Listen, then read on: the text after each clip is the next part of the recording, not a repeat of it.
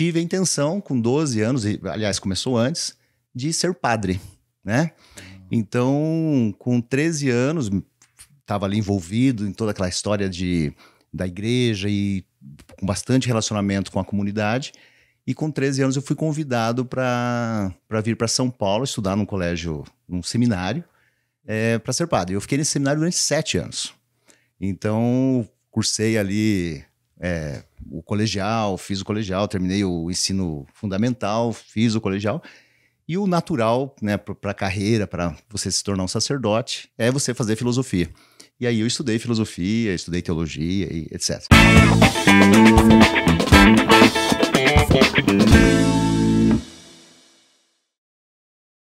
Olá, seja bem-vindo a mais um episódio do NS TechCast, nosso espaço para falar de logística, para falar com profissionais que inspiram aí outros profissionais do nosso setor. Eu sou Marco Guapo, CEO e editor da Mundo Logística. Estou aqui com o Rodrigo Oliveira, CEO da OpenTech. Obrigado, Rodrigão. Imagina, mais uma prazer aí, é né? meu. E hoje, juntos, a gente vai falar de carreira, de tendências. E vamos falar com um executivo que é filósofo, é cientista da computação, é executivo de logística, enfim. Vai contar bastante coisa aí pra gente. Eu estou aqui comigo com o meu amigo Celso Peyer, diretor de operações da Emergente Code do Brasil. Celso, seja muito bem-vindo aqui com a gente. Obrigado pela tua presença. Obrigado a todos, bom dia. Obrigado, Marco, pelo convite. Rodrigo, parceiro aí já de muitos anos aí nas várias empresas por onde eu passei. OpenTech sempre presente. Legal. E tomara que essa conversa sirva para contribuir, inspirar as pessoas aí. Esse é o objetivo. Legal. Sem dúvida. Ô Celso, eu sempre peço para os nossos convidados aqui se apresentarem em 20 segundos aí. O que você pode comentar aí? Em 20 segundos eu diria o seguinte, sou uma pessoa extremamente hands-on que construiu uma carreira usando ferramentas das diversas que você possa imaginar. Você brincou da filosofia, TI, fazer uma aplicação muito prática no mundo de logística, no mundo de supply chain, fazendo a diferença aí, espero que positiva, nas empresas onde eu passo. Legal. Então já vamos começar aí, né? Eu posso dizer com segurança que você é o primeiro filósofo a passar aqui pelo nosso cast.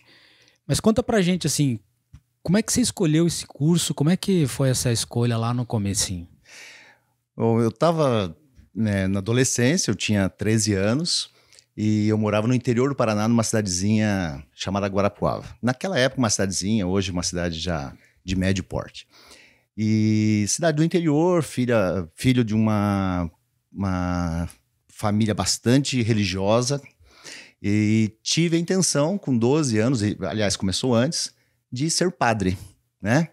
Então, com 13 anos, estava ali envolvido em toda aquela história da igreja e com bastante relacionamento com a comunidade. E com 13 anos eu fui convidado para vir para São Paulo estudar num colégio, num seminário, para ser padre. Eu fiquei nesse seminário durante 7 anos. Então, cursei ali o colegial, fiz o colegial, terminei o ensino fundamental, fiz o colegial. E o natural, né, para a carreira, para você se tornar um sacerdote, é você fazer filosofia.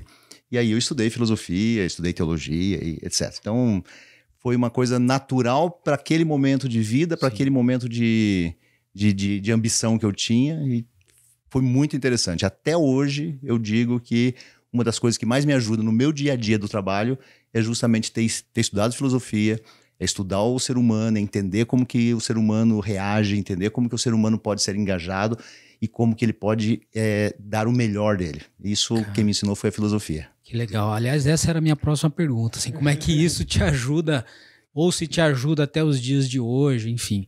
Eu não tenho dúvida, Marco. A filosofia, ela é uma matéria, né, um conjunto de matérias muito abrangente, especialmente a respeito do ser humano. É claro que a gente tem a visão da filosofia, lá do pensador, etc. Mas ela é muito, quando a gente vai nas profundezas da filosofia, ela é não posso chamar de ciência, mas é um estudo a respeito do ser humano. E quando a gente vem isso para o mundo corporativo, você percebe que quando você entende as capacidades, quando você entende as limitações, quando você entende a maneira como as pessoas se frustram e como que elas reagem positivamente a determinados fatos, e você aprende também a lidar com isso, é muito mais fácil de você extrair o melhor e o maior potencial que cada um tem naquela determinada função. Então, eu diria para você que eu nunca estudei logística na minha vida, né? Eu tenho 3 faculdades, 2 pós-graduações e nunca estudei logística. Mas eu digo para você que as 2 faculdades principais que eu fiz, né, de filosofia e de ciência da computação, são a base do meu dia a dia em logística. Depois a gente vai ter a oportunidade de falar sobre isso e em casos muito concretos, como que a gente aplica essas 2 ferramentas aí, essas 2 matérias aí no dia a dia. Que legal. Aliás, você acha que o setor de logística é um setor de exatas ou é de humanas? Na minha cabeça, é um setor de humanas. É um setor de humanas. Embora a gente não possa menosprezar o impacto de que ter uma visão integrada da cadeia, ter uma visão processual, ter uma visão muito clara de causa e consequência, vai fazer com que a tua vida em logística seja muito mais fácil e os teus resultados sejam melhores. Não dá para a gente classificar, eu imagino, a logística no mundo de exatas, porque a característica da logística é justamente aquilo que a gente falava anteriormente. É você conseguir congregar uma série de elementos, pessoas, tecnologia, processos, para que você consiga atingir um determinado objetivo, que em geral é fazer mais com menos, é entregar melhor, é você fazer um bom processo de armazenamento com acuracidade, etc. Claro que puxa elementos da lógica, elementos do mundo de exatas, mas ele é realizado por pessoas. Ele é realizado por pessoas que acordam pela manhã, que têm um objetivo de vida e que elas têm um potencial. Então, na minha cabeça, sem dúvida nenhuma, é uma matéria completamente de humanas. É de humanas. Você acha que faltam profissionais hoje da área de humanas no setor logístico? Querendo ou não, é uma ordem não comum, né? Então, o que você acha disso? Eu acho que a gente poderia ter pessoas de humanas em todas as áreas, né? Porque tem um autor aí que diz, né? O líder, ele não cuida dos resultados da empresa. O líder tem que cuidar das pessoas. E as pessoas é que vão cuidar dos resultados da empresa. E eu falo e com todo o sentimento de estar falando uma grande verdade para o meu time gente, eu faço muito pouco dentro da empresa. Nós temos uma operação gigantesca, em todas as empresas onde eu participei, geralmente operações complexas, operações multi-CDs, multicanais. Impossível um líder que gerencie isso de uma forma muito próxima. Você precisa cascatear isso, você precisa ter pessoas e pessoas abaixo dessas pessoas que cuidam dos resultados dessas operações. Então, o meu papel, e eu falo isso diariamente, o meu papel aqui, né, na empresa onde eu estou hoje, é cuidar para que os líderes tenham todas as condições necessárias para entregar aqueles resultados. Então, o meu papel é cuidar das pessoas efetivamente. É isso que eu faço diariamente. Legal. Céu, será que essa tua visão te trouxe esse troféu que você trouxe até pra gente conhecer? Que você ganhou aí em 2019, né?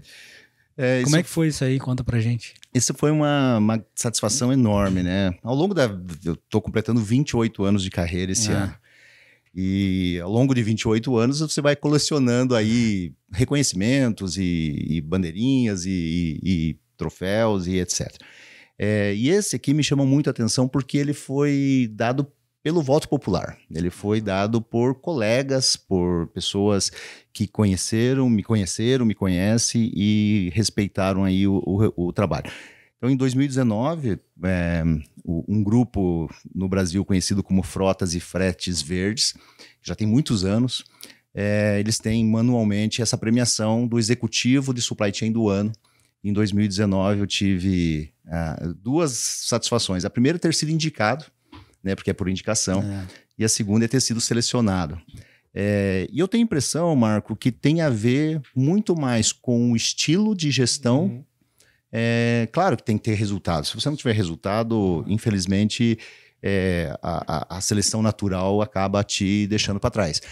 Mas o resultado, quando ele vem acompanhado de um modelo de relacionamento, de um modelo de gestão, ele é mais consistente e ele é mais perene e, com certeza, é o que deixa a maior marca na vida das pessoas e nas empresas também. Legal, parabéns. Obrigado. Ô Celso, e aí, bom, a gente comentou um pouco dessa sua história aí na filosofia, né, que você começou lá. Depois você migrou, antes de migrar para a logística, você ainda fez ciência da computação, né? Como é que foi isso lá naquele momento? Olha que são coisas muito interessantes que acontecem na vida da gente. E às vezes você não se dá conta da importância que aquela conversa de corredor, que aquele aconselho de uma pessoa mais velha, qual o impacto que isso vai ter na tua vida. Eu fazia filosofia e estava lá terminando filosofia, pensando em fazer uma pós-graduação em filosofia. E eu gostava muito de lógica aristotélica, né? Que é uma disciplina específica lá da filosofia. E um dia, conversando com um professor, e falei para ele desse meu desejo de fazer lógica aristotélica. E ele me falou uma frase que demorou 15 segundos e mudou a minha vida. Ele disse assim: muito bom que você faça lógica aristotélica, porque a lógica aristotélica é a base da lógica usada nos computadores. Olha isso. Eu estou falando de 1993, quando eu me formei em filosofia. Estou falando de 30 anos atrás. Aquela frase me fez sair dessa conversa, ir até uma biblioteca e começar a buscar entender o que era a computação. Até esse dia, Marco, eu nunca tinha sentado na frente de um computador. Em 1993. Muito antes ainda do Windows bonitinho que a gente vê hoje, né? Era o Windows de disquete, né? O Windows 3.11, a gente tinha 11 disquetes para instalar o Windows no computador. O resumo é que em 95 eu voltei para a faculdade, fazer ciência da computação, me formei em 99 e trabalhei 13 anos na área de TI. Tive a oportunidade de construir uma carreira de estagiário até gerente de projetos internacionais em empresas de renome, fazendo projetos no Brasil, na América Latina, inclusive na Europa. Então, foi uma primeira mudança de carreira. Eu tive mais uma depois, né, para supply chain, mas a partir de um insight de alguém mais velho, de alguém mais experiente, que me chamou a atenção para um mundo que eu desconhecia. Que legal. Né? Bom que você soube ouvir, né? Tem esse detalhe também. Às vezes a gente vai pro café, conversa um monte de coisa e não absorve, né? Sim. Então, muito bom. E como é que foi a tua migração, então, do cara de TI pro cara de logística, né? Parece que você fez um projeto global na Natura e, enfim, conta pra gente mais sobre isso. Então, foi uma carreira em TI, como eu disse, né? Saindo de estagiário e participei de todas as etapas ali do crescimento natural de uma carreira, analista, né, coordenador, e gerenciei alguns projetos aqui no Brasil. Quando eu fui trabalhar na Natura, a Natura estava abrindo tinha uma célula chamada Natura Internacional, alguma coisa parecida com esse nome. E essa célula era responsável pela abertura da Natura em novos países, né? Então a Natura estava num momento de expansão bastante grande. A intenção era fazer uma expansão para os Estados Unidos, para a Europa e para alguns países da América Latina, onde ela ainda não estava presente. E eu fazia parte dessa célula, da Natura Internacional. E dentro dessa célula eu era o TI, né? Eu trabalhava no grupo de TI junto com outras pessoas. E um dos projetos era abrir uma loja virtual, que naquele momento era alguma coisa... Nossa, quando isso? Do outro mundo. Disruptiva. Disruptiva, né? Eu entrei na Natura em 2007, então tem quase 20 anos isso.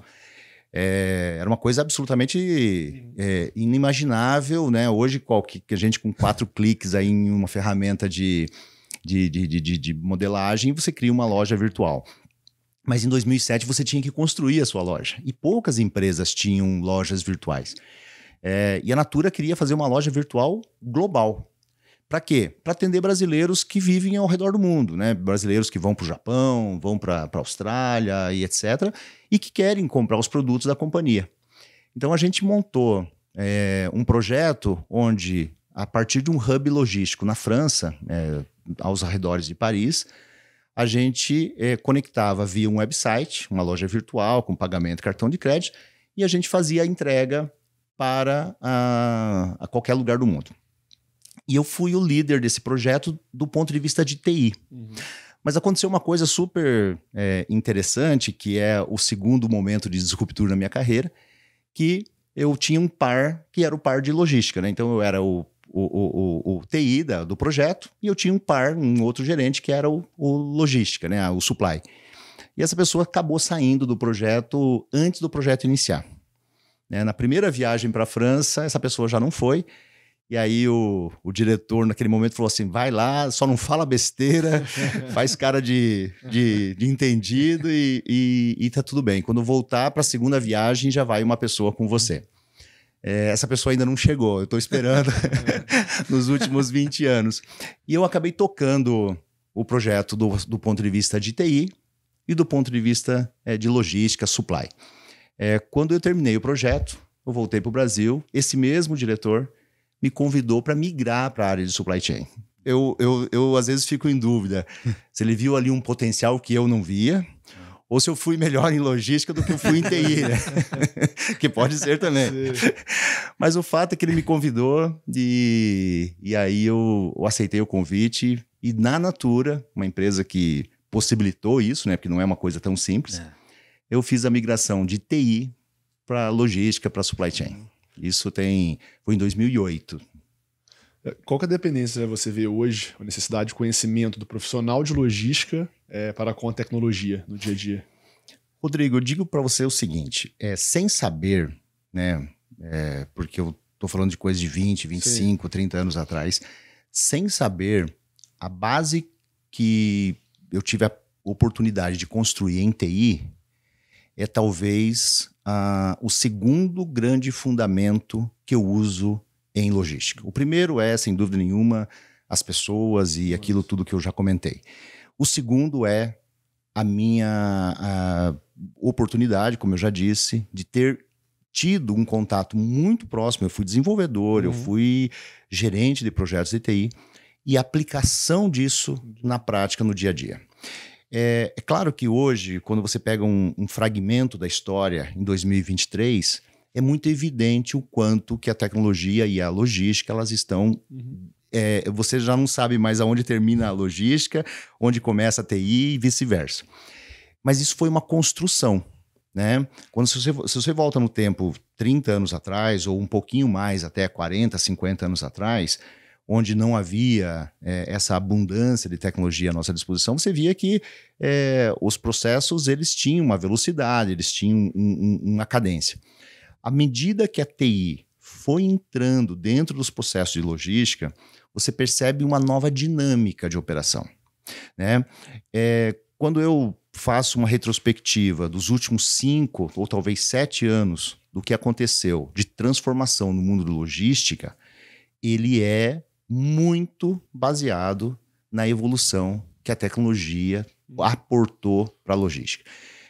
Pega nos últimos 2 ou 3 anos, desde a pandemia, o número de soluções que foram colocadas à disposição do consumidor, seja ela do ponto de vista de operação logística de entrega, seja ela do ponto de vista de visibilidade e tracking de informações, seja ela do ponto de vista de comunicação, de interlocução com a outra parte.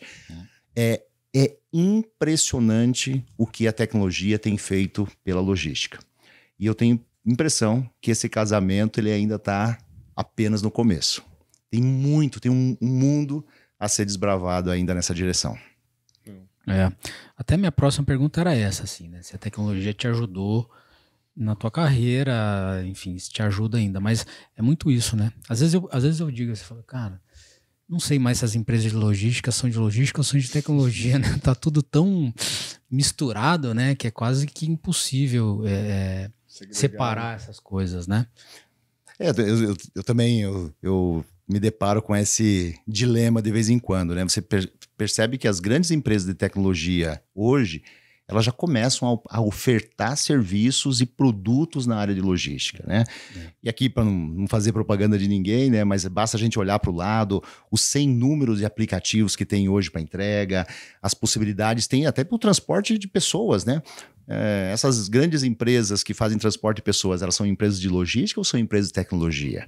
As empresas que fazem gerenciamento de cadeias complexas, né? De pátio de transportes e de agendamentos, são empresas de transporte ou são empresas de logística ou são empresas de tecnologia? A impressão que eu tenho é que cada vez mais será difícil você diferenciar uma coisa da outra, porque o serviço ele vai se misturar. O serviço entregue, porque o produto tem que estar lá, né? Você comprou um determinado produto, você quer receber o produto. Mas para aquele produto estar lá, ele é abraçado por um sem número de passos que são de tecnologia. Do controle, da curacidade, da separação, da qualidade. No meu caso, né, hoje, da temperatura do produto.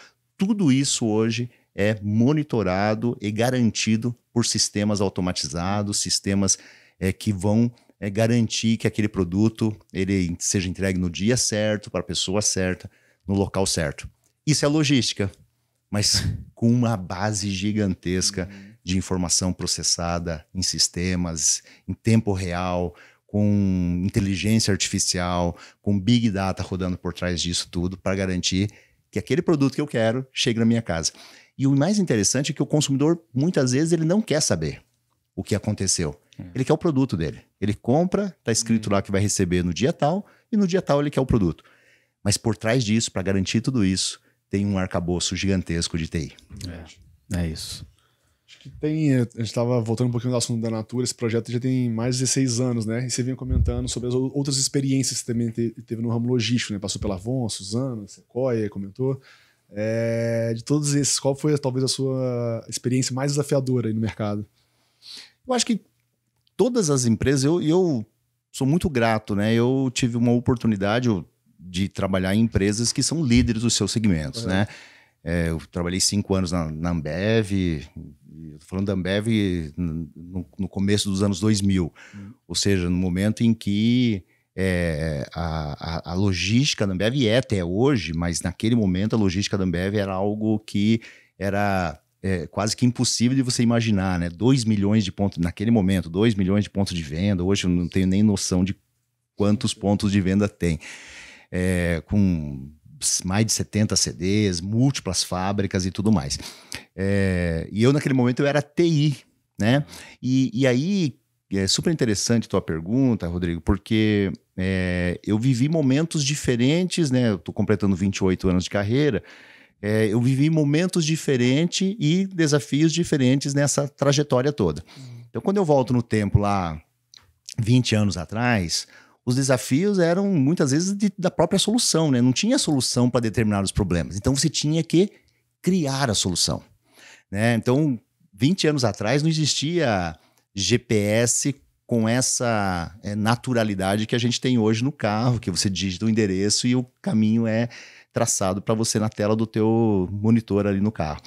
20 anos atrás, para você fazer um monitoramento de um veículo, você fazia, e eu fiz isso para um laboratório farmacêutico lá quando eu era TI, o motorista tinha que parar em determinados pontos e apertar um determinado botão lá num computador para a gente ir monitorando que ele passou naquele determinado ponto.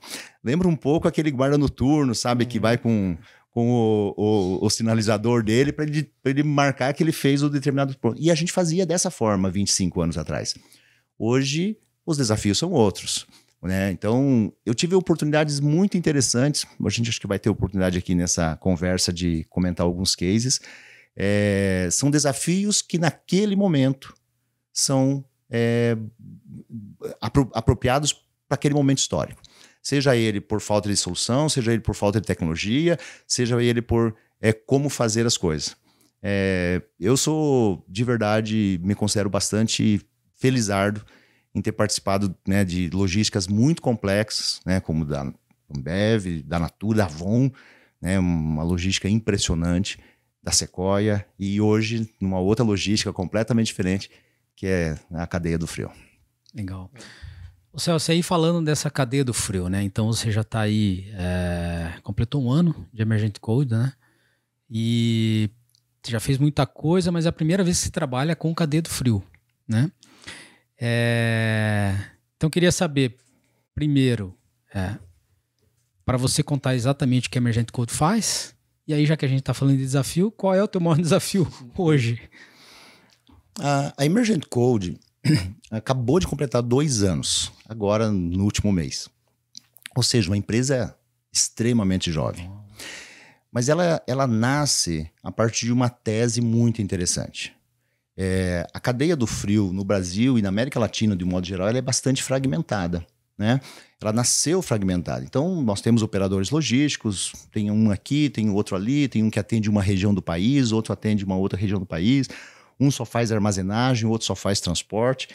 E percebeu-se, né, há 2 anos atrás, ou antes disso, né, um grupo de pessoas percebeu que havia uma oportunidade de a gente fazer uma integração. E quando a gente fala de integração é da cadeia produtiva como um todo, da indústria até os CDs de armazenamento, dos CDs até os portos, ou dos CDs até os seus pontos de venda, quando é mercado interno. Isso englobando não somente o transporte, não somente a armazenagem, mas fazendo uma integração verdadeira entre a indústria e o consumidor. E esse consumidor, tanto aqui no Brasil, como do outro lado do mundo, em algum país onde esse material vai ser exportado. E a tese da Emergent Code é justamente essa.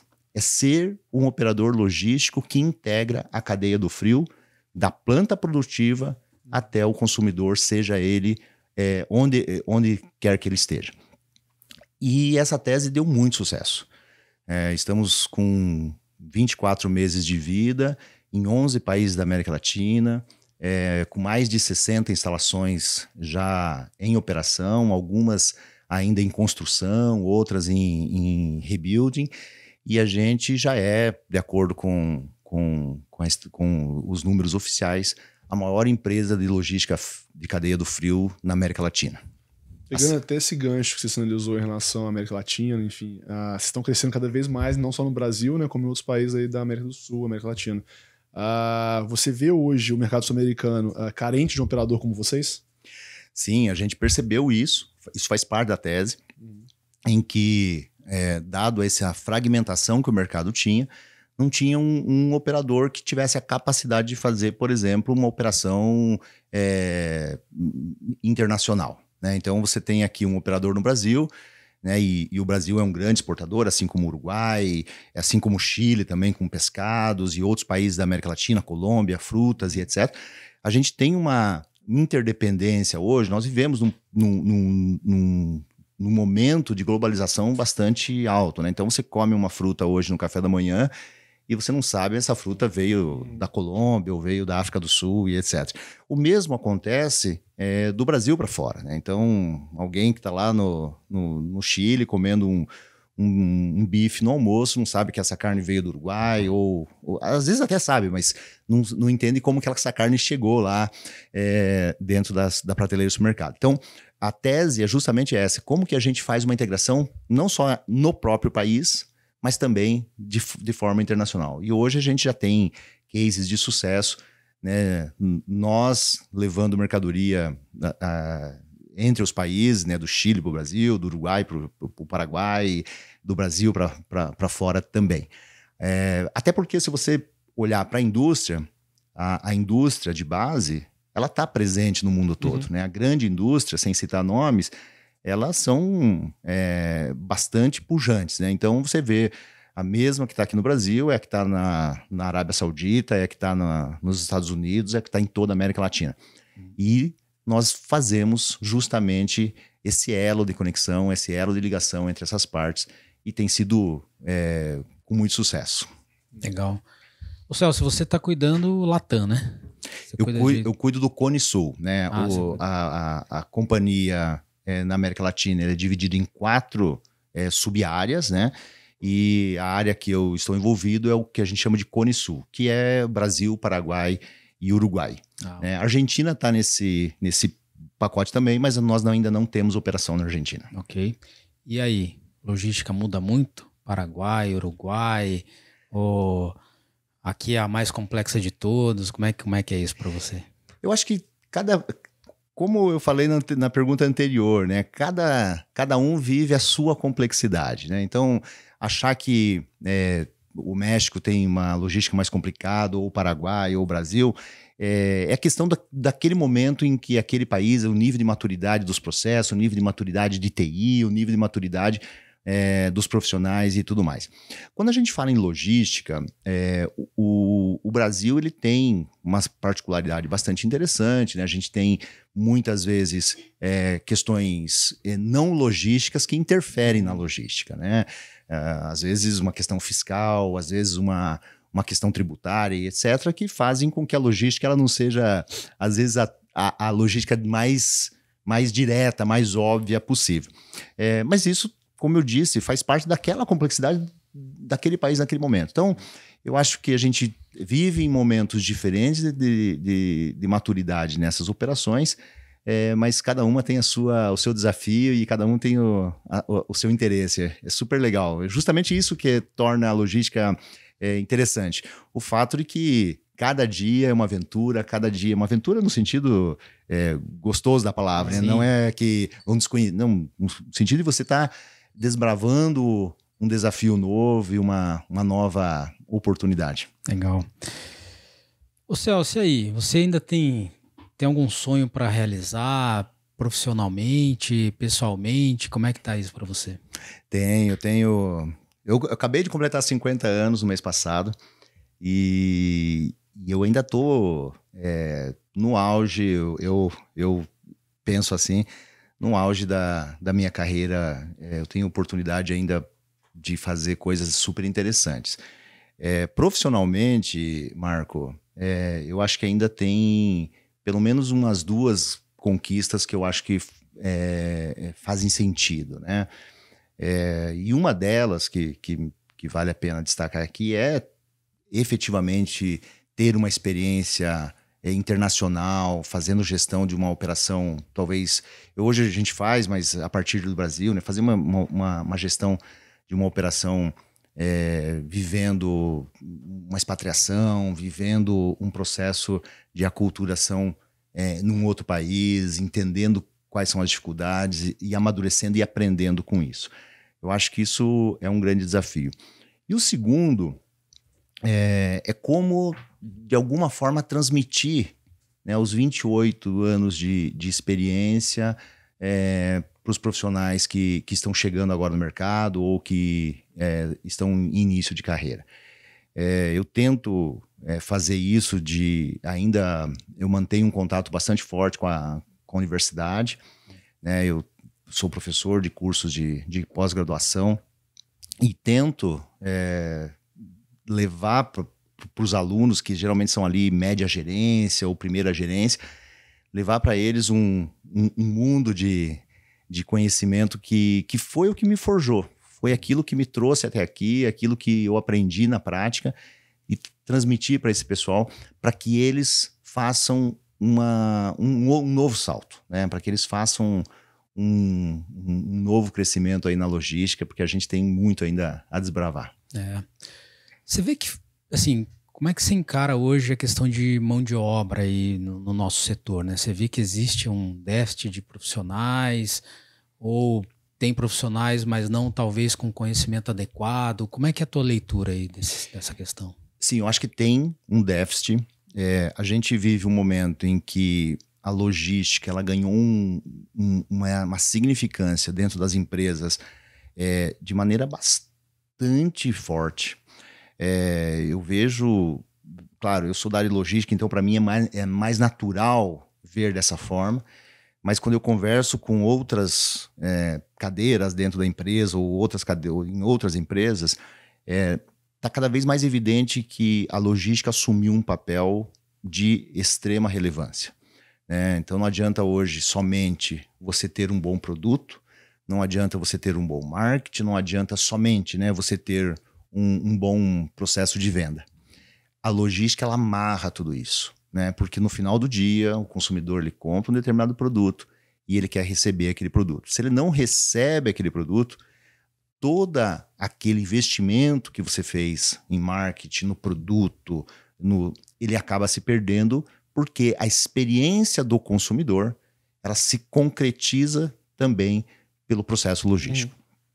E eu ajudo, às vezes, colegas de outras empresas mostrando, né, e isso já é evidente para eles, mas às vezes falta aquele chacoalhão, né, no final, para mostrar que a logística ela está assumindo um papel de relevância em empresas que não são de logística. Né? Nas empresas de logística ela sempre teve a sua relevância. Empresas que não são de logística. E se a gente não precisa nem se esforçar muito, né? A gente para pensar o que é o e-commerce sem a logística. O que é um processo, por exemplo, de abastecimento de hortifruti num supermercado sem a logística, né? Uma alface que tem 3 dias de vida útil fora, né, da plantação, o processo de vacinas, o processo de medicamentos, né, de transplante, etc, etc, etc. Você vai perceber que a logística, se não é o primeiro, está ali em segundo lugar na importância dentro da cadeia produtiva. E desculpa, Marcos, só para responder. Eu percebo que falta, assim, nós temos uma carência hoje de profissionais que tenham esse olhar. Profissionais que busquem cada dia entender o problema e aportar a solução para aquele determinado problema. A gente tem muita gente em logística, até porque é uma área que está em evidência, mas a gente ainda precisa daquele profissional que ele se coloque no lugar do consumidor e busque a solução para o consumidor. E não somente desempenhe um papel dentro do mundo da logística, mas ele faça aquilo com o olhar do consumidor. Né? Ele se coloque assim, ó, eu estou comprando esse produto, como que eu quero recebê-lo, em que prazo que eu quero recebê-lo, qual que é a maneira, a embalagem, o tratamento que o motorista vai dar no momento da entrega, se ele vai deixar na minha caixinha, ou se ele vai deixar no meu vizinho, se ele vai deixar lá no portão. Qual é o processo como um todo? Eu percebo que a gente ainda tem uma carência bastante grande. Legal. Então, minha pergunta vai muito nessa linha, né? Porque, assim, você começou em empresas embarcadoras, mas que já tinham a logística, né? Já dava uma importância grande para a logística, como a Natura, uma Avon, enfim. Depois você foi para o outro lado, né? Aí você foi para a Sequoia, hoje é Emergent Code, que, enfim, presta serviço para esses embarcadores. Mas no final, você tem que resolver o problema do teu cliente, não interessa qual seja ele, não é isso? Então, é isso que eu queria, e você já meio que respondeu, que é assim, cara, tem que resolver o problema do cliente, é isso que a gente precisa fazer. Né? Você sabe que hoje, quando eu olho para trás, eu percebo que tudo é uma construção. Né? Você não nasce diretor de logística, você não nasce diretor de TI, você não nasce... você se constrói, você é forjado, você é provocado e muita gente vai aprendendo e se solidificando com isso. Eu lembro... Lá no comecinho dos anos 2000, eu estava na Ambev, eu era TI lá na Ambev, e a Ambev é uma escola das mais extraordinárias, onde que eu era TI, e eu entrava numa reunião para discutir um determinado problema, seja ele de frete, eu cuidava da área de logística e vendas lá na Ambev. E eu entrava numa reunião e estavam lá discutindo, por exemplo, tempo de carregamento, tempo de descarregamento, e eu...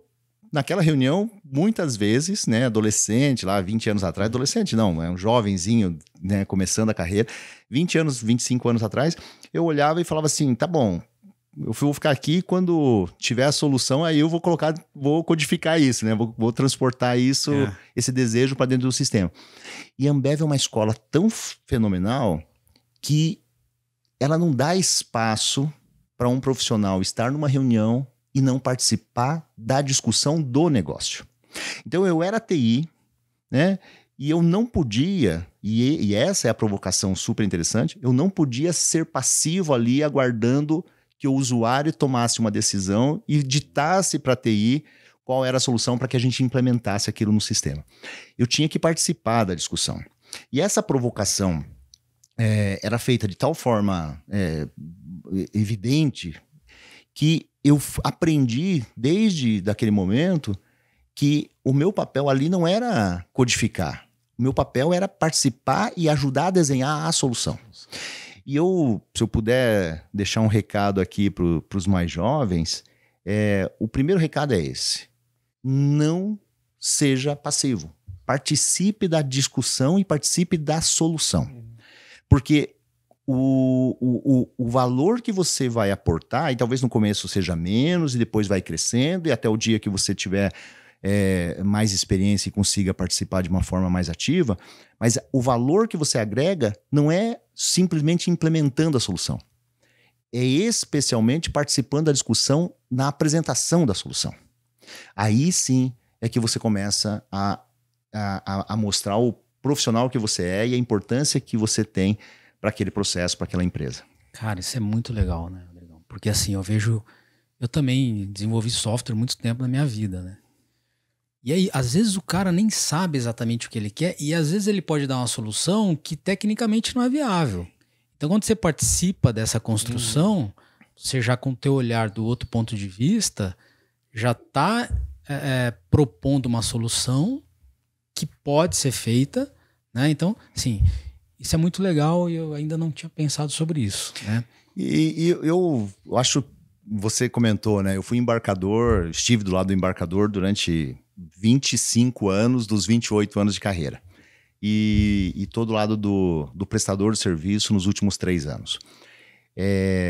Marco, eu tenho a impressão que um dos pontos talvez mais interessantes de eu ter migrado do outro lado, né, passado para o outro lado do balcão, é justamente trazer comigo 25 anos de expectativa, 25 anos de conhecimento sobre qual é a verdadeira intenção, a verdadeira expectativa de quem está fazendo o embarque.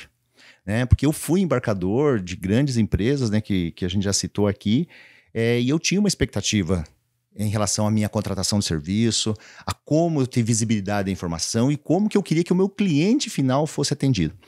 E eu trago isso. E talvez essa seja o aporte mais importante de valor que eu estou fazendo hoje, trazer para a Emergent Code a visão de um consumidor, a visão de um cliente que quer ser bem atendido, que quer ter informação, né? Ele quer ter rastreabilidade do seu produto, ele quer saber o que está acontecendo a qualquer momento, e isso é a partir de uma vivência do outro lado do balcão. Então, acho que o casamento das duas coisas tem sido bem benéfica. Muito legal. Um casamento de coisas aí, né, Celso? Cara, filosofia aí, foi ciência da computação, aí, embarcador, agora do outro lado, cara, tá só não pode ficar filosofando muito, viu, Marco? Só na teoria. Não dá pra ficar na teoria, não. Tem que ter o balanço, Legal.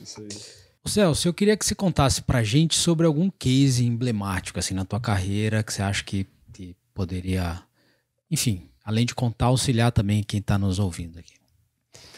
Marco, eu vou relatar para vocês um case que é possivelmente o que me dá mais orgulho, né? A gente construiu, né, em 28 anos, eu e todo mundo que tem 28 anos de carreira tem orgulho de uma série de coisas que construiu. Mas tem um que me dá um orgulho porque ele tem uma variação de elementos que traz inovação, que traz resposta aos clientes, tem conexão com tecnologia e muito mais. Eu estava na Avon, e a Avon é uma empresa que reconhecidamente tem processos de tecnologia muito acelerados, né? Os CDs automatizados, muitas vezes com tecnologia de ponta mundial, né? De separação, de picking, etc. E nós tínhamos uma situação lá que o nosso processo de expedição, a última etapa, né, o CD completamente automatizado, e a última etapa a gente ainda tinha um processo manual. Então, você imagina um CD, que é o CD de cabreúva, que no seu auge chegava a fazer a separação de 100 mil caixas por dia. Isso dá 3 a 4 caixas por segundo sendo separados, cada caixa com 30 itens. Tá? Então, 100 piques por segundo acontecendo. E no final de tudo isso, né, muito robô, muita automação, e no final, um carregamento manual. E a gente precisava resolver isso. Só que para resolver isso, a gente precisava encontrar uma solução que fosse capaz de pegar aquelas caixas, setorizar aquelas caixas, mas fisicamente, não logicamente. Logicamente o sistema faz isso em uma fração de segundo. Mas fisicamente, agrupar as caixas de um pedido que tenha 5, 6 caixas, setorizar, ordenar aquilo em sequência de entrega e colocar aquilo à disposição do veículo. Bom, estou resumindo aqui uma jornada que durou 1 ano e 2 meses, em que nós chamamos os 7 maiores provedores de tecnologia de automação do mundo, alguns brasileiros, outros americanos e muitos europeus, e nós contamos o nosso problema. E a nossa ingenuidade naquele momento era acreditar que a gente estava comprando um produto, uma solução que já existia. E a gente chegava para contar o problema esperando que a resposta fosse, tá bom, eu tenho isso aqui, custa 10, custa 15, custa 20. E quando a gente contou para o primeiro, e eu estou falando dos maiores do mundo, né? A resposta foi, não, eu não tenho essa solução. E aí fomos para o segundo, não tem essa solução, fomos para os 7, e os 7 falaram, não tenho essa solução. E aí a gente se deparou, a gente percebeu que a solução que a gente tinha planejado no papel era uma solução que não existia globalmente. E eu posso afirmar isso por quê? Porque se os 7 maiores provedores de tecnologia de automação do mundo ainda não haviam implementado aquela solução até então, é muito possível, é muito crível a gente achar que não havia aquela solução implementada em nenhum lugar do mundo. E, portanto, nós mudamos o foco. O foco não foi mais comprar um software, um robô que fizesse aquilo, mas foi fazer o desenvolvimento de uma solução específica, comprada como solução e não como produto. Depois de 1 ano e 2 meses, a solução entrou em implementação. Hoje ela continua em funcionamento. Eu levo meus alunos da pós-graduação lá para visitar. E até onde eu sei, continua sendo a única do mundo. Um sistema informatizado que pega caixas físicas, ele padroniza, ele agrupa, ele setoriza, sequencia e entrega na porta do veículo do last mile, na ordem inversa que vai ser entregue junto com a nota fiscal. Não vi ainda essa solução em funcionamento em nenhum outro lugar. E ali a gente consegue ter oportunidade. Então, ou seja, é um case que juntou uma série de elementos, foram mais de 10 países envolvidos na solução. A gente brincava em que língua que a gente vai falar hoje, né? Porque tinha polonês, tinha alemães, americanos, brasileiros, né? Tinha umas 5 ou 6 línguas aí no projeto ao mesmo tempo. E me orgulha muito de ter liderado isso e ter hoje o projeto aí implementado. Muito bom. Bom, esse projeto a gente teve a honra de publicar na Mundo Logística, né? Saiu lá em uma edição. É verdade, esse case foi capa da Mundo Logística, não lembro em que edição, mas guardo até hoje lá com carinho a revista. Ô Celso, a gente tem uma pergunta de um convidado anterior nosso para você. O que precisa ser feito no e-commerce em comunidades? A comunidade ela tem uma pujança enorme do ponto de vista da economia.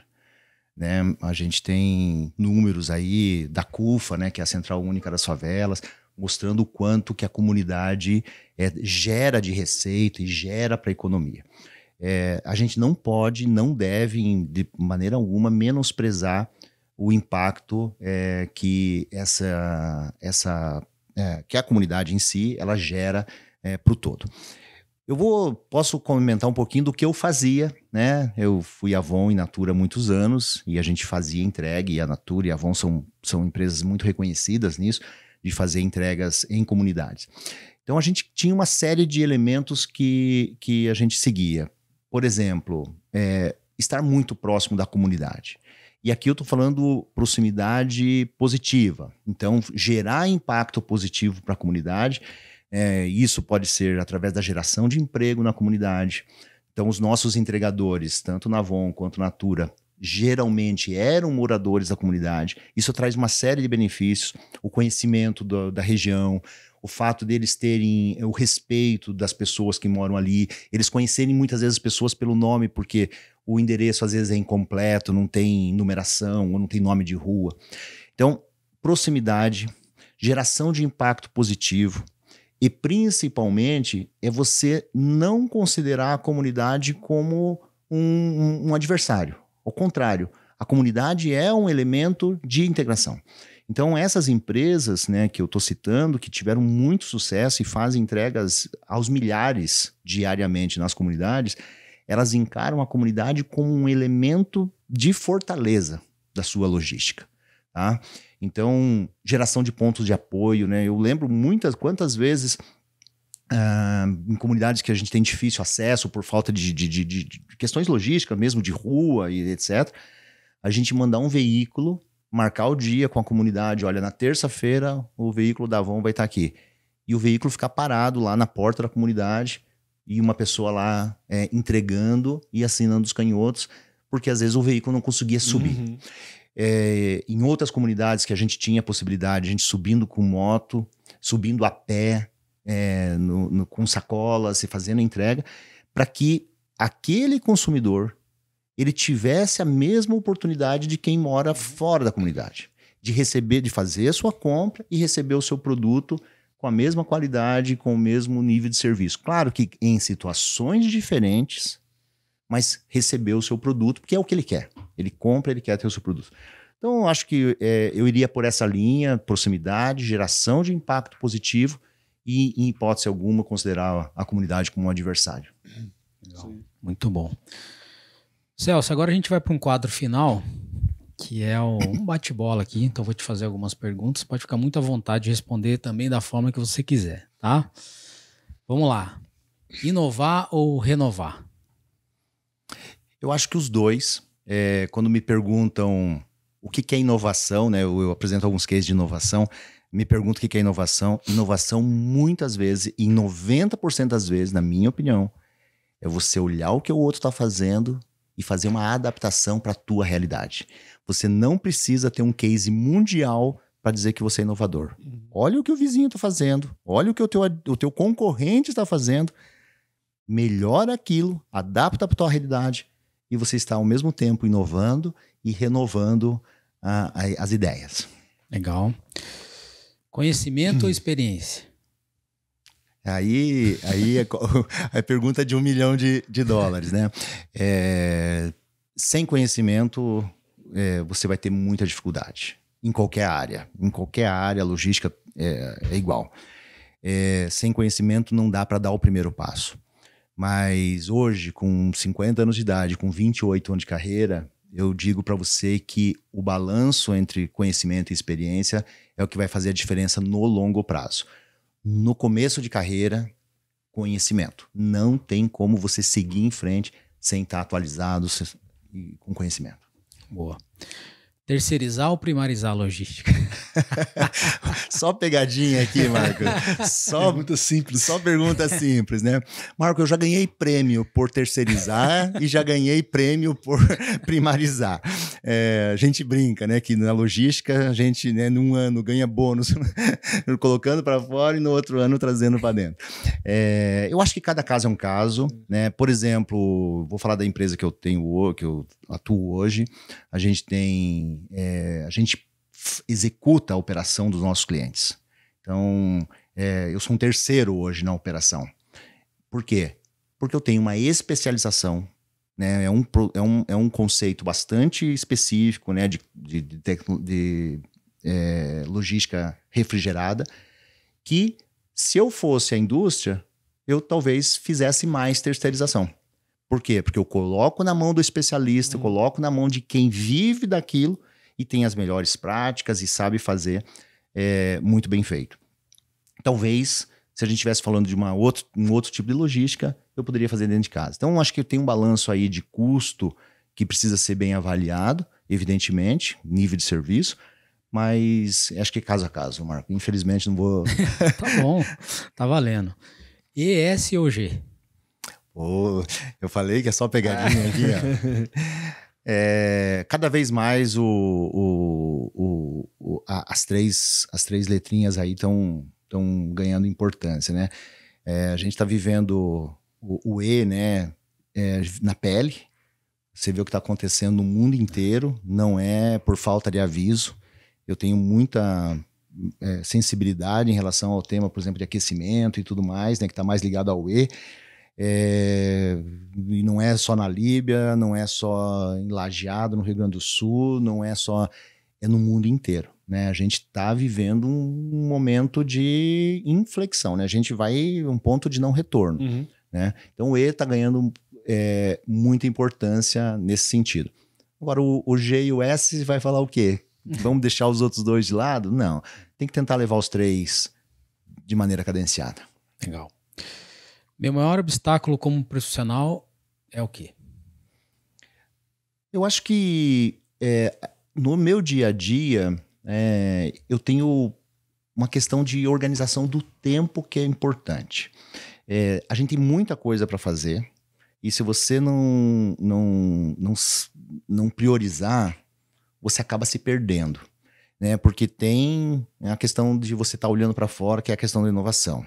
É a questão de você estar olhando para o teu cliente e vendo a necessidade. É a questão de você estar olhando para a tua operação e vendo pontos de aperfeiçoamento. Então, o leque é tão grande de coisas, mas o dia é limitado. Então, você tem que ter um bom processo de priorização e toda vez que você prioriza, alguma coisa, infelizmente, vai ficar de fora. Sim. Porque é natural. Então, acho que, para mim, a maior dificuldade está sendo em como a gente seleciona as boas brigas e algumas aí, infelizmente, vão ficar sem estar na pauta. Legal. O que você mais valoriza na hora de contratar alguém? Eu tenho um esquema de contratação que é aquilo que pode ser treinado não precisa ser exigido. Eu não preciso exigir experiência de 5 anos de alguém para fazer um processo que eu posso ensinar em 4 horas de um curso ou com alguém mais velho dentro da companhia. Então, eu elimino uma série de requisitos do meu processo de contratação que são as habilidades que são treináveis. Portanto, ficam quais? Aquelas que a gente tem muita dificuldade em treinar. Por exemplo, questões como o nível de comprometimento de uma pessoa, nível de maturidade para determinados cargos, posições que exigem postura ou que exigem posicionamentos firmes. Isso é muito difícil de você treinar. Então, eu, quando faço seleção, e nos últimos muitos anos tenho feito seleção de um nível de executivos ou gerentes executivos, eu olho habilidades que são inerentes à posição e que eu não vou conseguir treinar.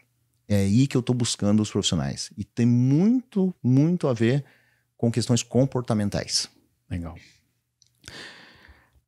Tem um profissional que te inspira? Tem vários. Tem algumas lideranças aí que são inspiradoras pelo que elas fizeram, né? Vou citar uma aqui que não é da área de logística, só para não ficar no meu mundo aqui. Eu trabalhei na Suzano durante algum tempo e o que o Walter Schalka, que é o CEO da Suzano, construiu, fez. Logicamente tem um time espetacular abaixo, mas como liderança, o que ele fez é impressionante. É uma empresa, volta no tempo 5 anos atrás, o que era a Suzano e o que é a Suzano hoje, a maior empresa de papel e celulose do mundo, é simplesmente impressionante. Legal. Qual é o maior déficit do setor de logística no Brasil? Eu acho que o primeiro deles é a questão das pessoas, a questão da capacitação. A gente tem um gap importante. Eu acho que, em paralelo com isso, a questão processual. Eu percebo que a TI, ela avançou talvez até mais rápido do que a própria capacidade de absorção por parte dos operadores.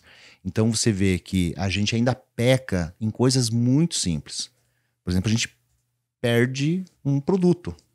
a gente perde um pallet de produto, né? Enquanto a TI hoje me favorece um acompanhamento em tempo real a qualquer momento, tem RFID, tem geoposicionamento, tem 1000 situações do ponto de vista de solução tecnológica, mas a gente consegue perder um pallet dentro do armazém. Por quê? Porque o operador colocou na posição errada, e colocar um pallet numa posição errada num armazém de 30, 40 mil posições, você vai levar 2 semanas para achar o pallet lá de volta. Portanto, eu percebo que processo mais people, né, mais pessoas, ainda são barreiras a serem superadas. Legal. E como é que você vê a logística brasileira daqui 10 anos? Eu acho que a gente está vivendo um momento espetacular. A próxima etapa, a gente, tudo é construção. O que a gente construiu nos últimos 5, 6 anos, desde antes da pandemia, veio a pandemia, acelerou absurdamente.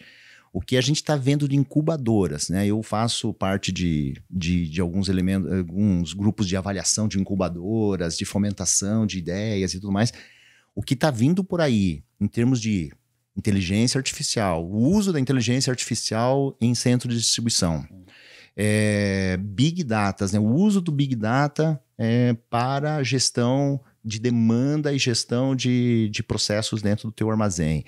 Em transporte eu nem digo, porque em transporte a gente tem um caminhão de coisas acontecendo em relação à colaboração, em relação a compartilhamento. Isso tudo vai ser, na minha opinião, o próximo step de crescimento, onde você percebe que o ter é importante, né? Ter o teu caminhão, ter a tua logística, mas muito mais do que isso, os processos de colaboração, de compartilhamento, de informação e até de mecanismo físico mesmo, é que vai te dar o próximo salto de crescimento. Legal. Celso, a gente vai, assim, acho que dá pra marcar um próximo, hein? Bastante coisa que a gente não falou, mas queria te agradecer pelo papo, queria te parabenizar pela tua história de vida, né, de tudo que você já fez até agora, não só no nosso setor, né? Já te conheci há algum tempo, não nesse nível de detalhe, né? A gente já se conhecia.